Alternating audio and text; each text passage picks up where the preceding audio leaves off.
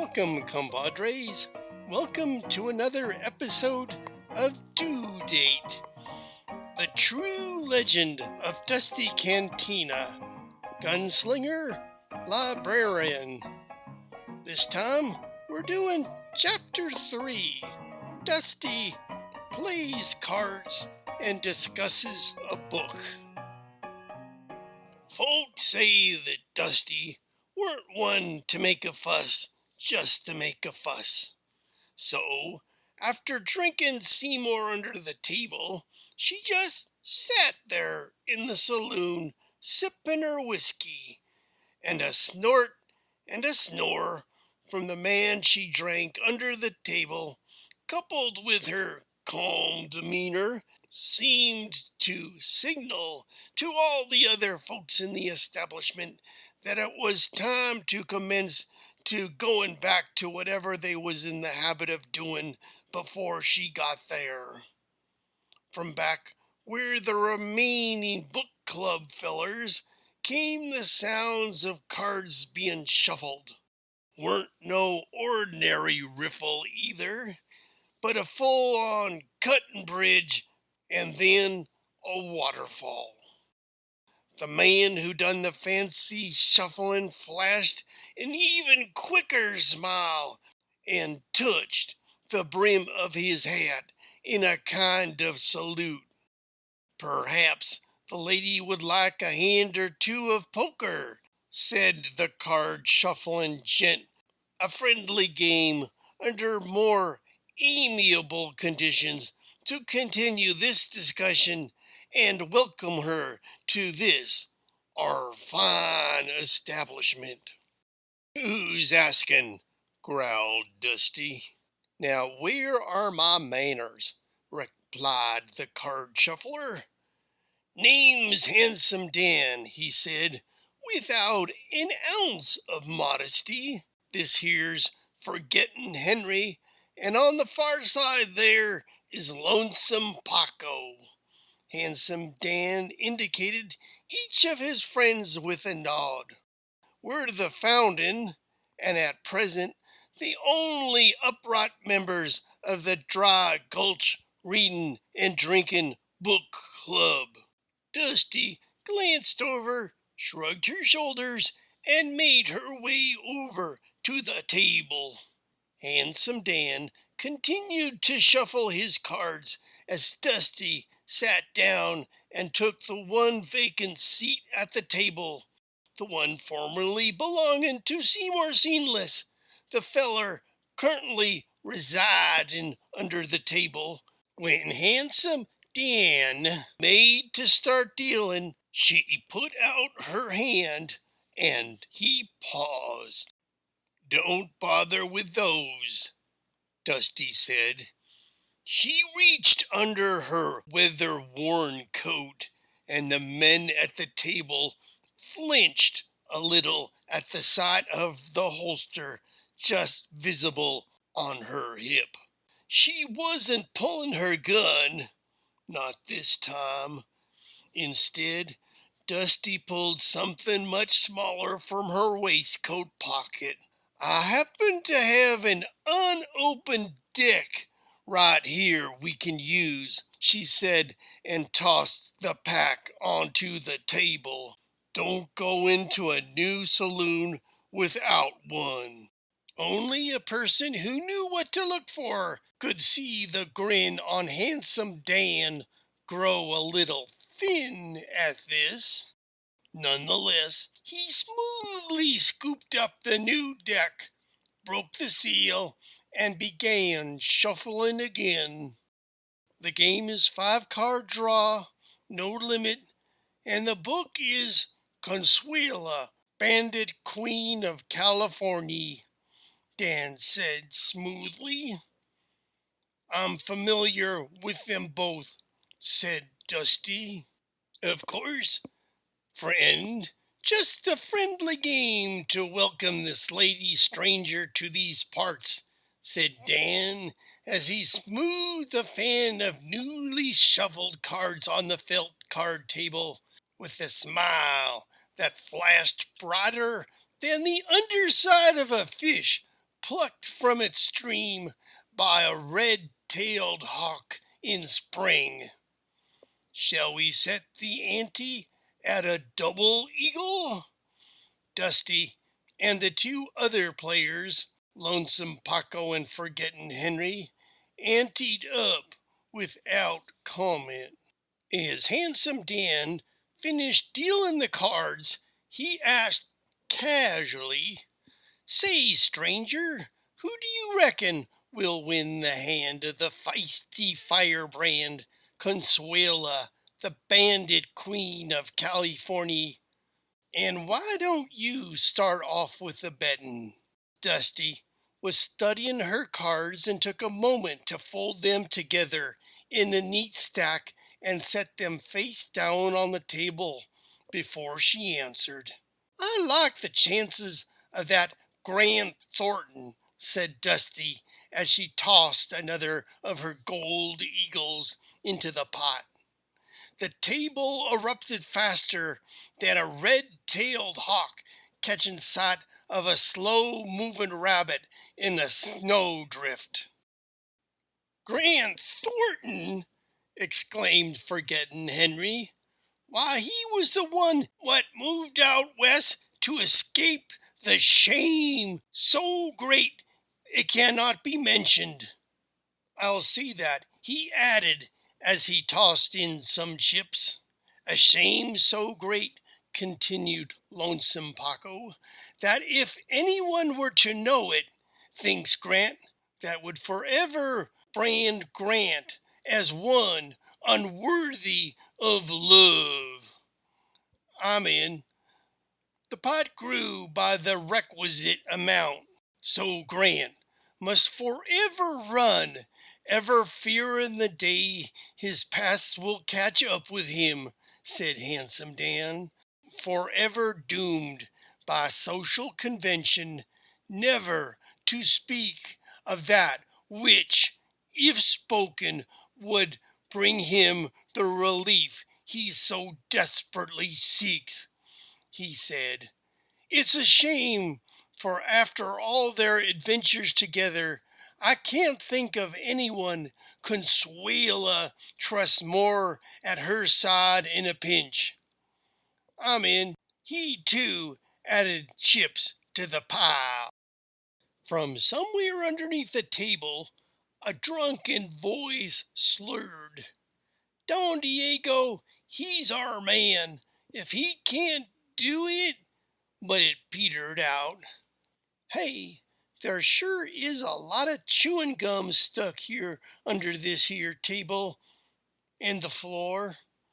At this point, the table was nudged as if by someone underneath it had hit his head trying to get up.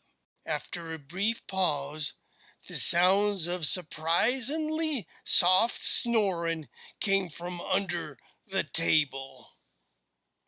Dan said, "Cards."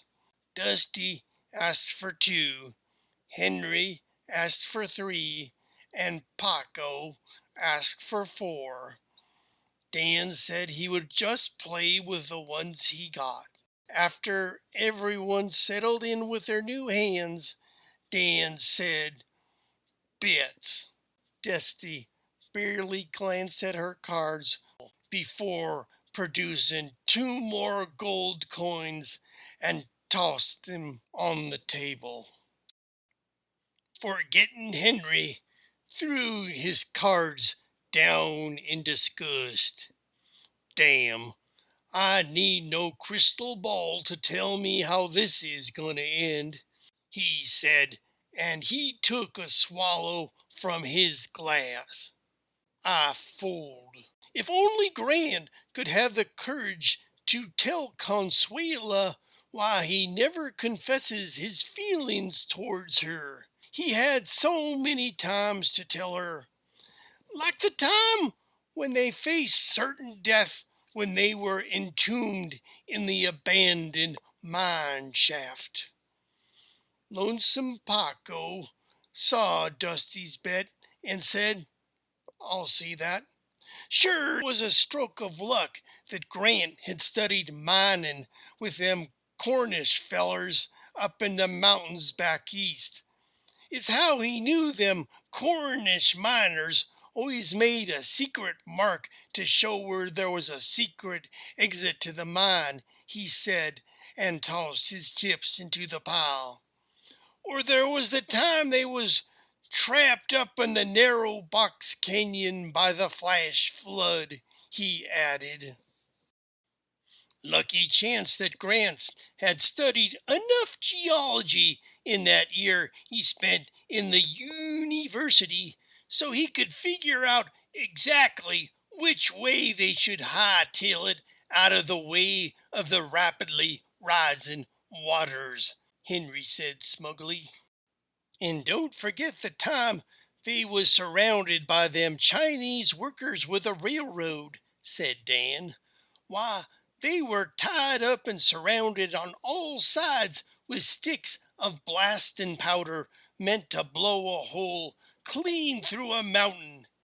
If that weren't a perfect time to unburden one's heart of a past shame, I don't know what would be. I'm in, and raised 3. And Dan added his chips to the growing pile. I'm out, said Lonesome Paco, tossing in his cards. Damn. I thought for sure they was goners in that chapter. Shoot, nobody could have imagined that Grant was a grandchild of a missionary. Sure was a fortunate turn that he'd spend all that time in the court of the Dowager Empress. He just happened to pick up a Mandarin accent once he opened his mouth to speak. Them railroad workers untied the 2 of them lickety-split and let them take the handcar down the mountain, said Lonesome Paco. That was sure a close one.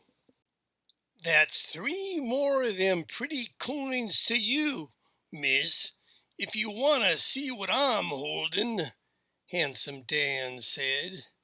He aimed another one of his handsome grins at Dusty. She paid him no mind, though, just pulled the gold coins from her pocket and tossed them on the table, her face impassive. Handsome Dan's smile spread a bit wider at the sight of all that gold. Well, that's quite a bit of money you've paid into the pot, he said with a chuckle, and all just so you can take a look at my straight. He gave a short laugh. It's a pretty little straight, I'll grant you, but I'm not sure it's that pretty, seeing how much you paid to see it. Handsome Dan reached over to scoop his winnings when Dusty turned over her cards and he froze. Full house, she said in her soft, even voice. Queens over jacks. Handsome Dan froze his hand over the pot. Thank you for the game, gents, said Dusty, as she in turn began to collect her winnings.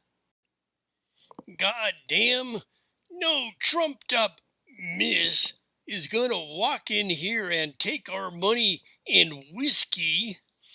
Seymour had apparently tired of sleeping with the boots and had risen, wobbling uncertainly, wiping his hands on his pants like something was sticking to him, while at the same time fumbling to open his duster and reveal his pistols. He hiccuped for emphasis. Here, here, Seymour, said Handsome Dan. No need to get all riled up. This is just a friendly game. And book discussion, added Paco. Dusty looked at Seymour, wobbling and getting distracted by whatever was sticking to his hands, and sighed. Just because a man's a fool doesn't mean he should get shot. "Hey, kid," the last was directed at the kid. "Yes, ma'am," the kid said. "Think you can find the 3 queens on the table and toss them in the air?" Dusty glanced over at Medium Mama. "The boy will be fine," she assured her. With an odd look of one remembering something from long ago, Mama said, "Do what the lady says, boy." The shoe shine kid went over to the table and picked up the 3 queens. At a slight nod from Dusty, he tossed them into the air. Still seated, Dusty pulled out the pistol from her gun belt and fired 3 times. The sound was like 3 strikes of lightning, and the folks in the bar scrambled for cover. The smoke slowly cleared, and the shoeshine boy was the one whose keen eye found the cards and brought them out for all to see. "She shot all 3," he said in an awed voice, and it was the honest truth. Each one of the queens had a bullet hole blasted right between her eyes. Seymour stared at the hold cards for a moment and then decided it were a good time to stammer out an apology. "Sorry, miss. Didn't mean nothing by it," muttered Seymour, holding his sticky hands far from his pistols. "Didn't think so," said Dusty, holstering her pistol. But any further conversation was cut short by a caterwauling that rose from the very soul of Medium Mama. "Debbie," she wailed, "oh, Debbie, you've come home again, just like you said you would." "What is it, Ma?" asked the shoeshine boy, a mite perturbed to see his mother move to all them tears. "It's my sister," said Medium Mama, "your auntie. She's been gone all these years, ever since I was your age, and I know her now. Only my sister Debbie could drink like that, play cards like that, or shoot like that." Dusty gave a sigh just in time to receive a tear-stained embrace from her little sister, all grown up now. "That's right, Mitty," she said. "I've come home." So folks say that's how Dusty met up with her family at long last. Now some folks say she just rode into Dry Gulch just like any other person riding into town, said howdy to her sister, and never fired a shot at anything or drunk whiskey. But I got this here tale straight from the horse's mouth, and ain't anyone near brave enough to call Dusty Cantina a liar to her face. Are you? Didn't think so. Let's just go with the story I got here. Safer for everyone, I reckon. Well, that's it for this episode of Due Date, the true legend of Dusty Cantina, gunslinger, librarian. Today's episode was written by Dan McLaughlin and Margaret E. Lynn Schmidt, read by Dan McLaughlin, and produced by the fine folks at Totally Honest Productions.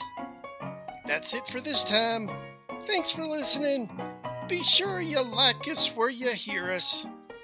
And until next time, bye-bye.